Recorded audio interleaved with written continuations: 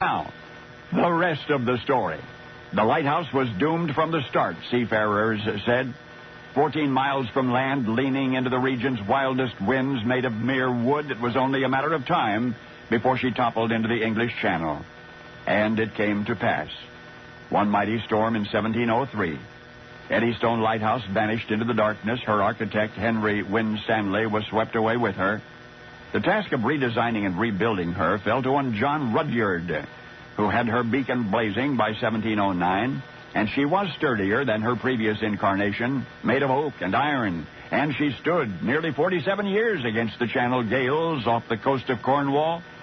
It was a fire that took her down in 1755, and still in folk ballads and seamen's lore, the saga of Eddystone Lighthouse lives on.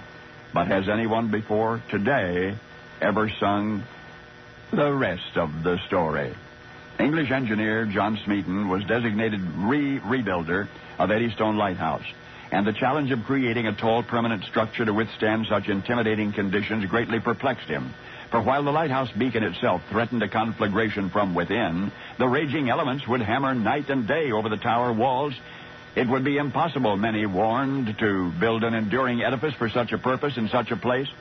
So John Smeaton looked around for an architectural example that he might follow, for something not only fireproof but windproof and waterproof.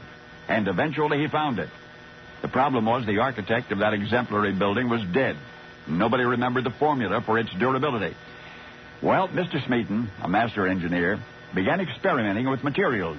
He subjected them to physical abuse and flames and salt water and fresh water. And for the months that followed, his office looked very much like a mad scientist's laboratory. And then, eureka!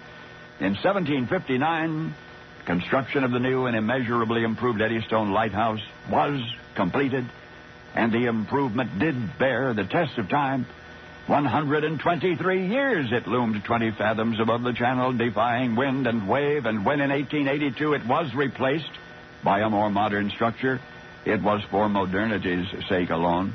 For the building to which John Smeaton looked for inspiration, the durable, indomitable temple whose cryptic construction formula he rediscovered and then applied to Eddystone Lighthouse, was the Pantheon of Rome, built by the Emperor Hadrian in the 2nd century A.D.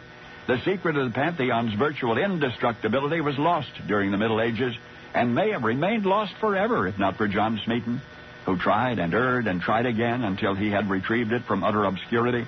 Indeed, Smeaton's lighthouse was assembled with interlocking stones based on a plan which revolutionized the construction of such towers for years thereafter. But the real wonder of it all, the Eddystone miracle, the rediscovered substance which revolutionized construction everywhere from that day to this day, was the stuff that held ancient Rome together, only to be forgotten, only to be reborn: hydraulic cement, created from clay-heavy limestone, making possible a ubiquitous something we now call concrete. Only now you know the rest of the story.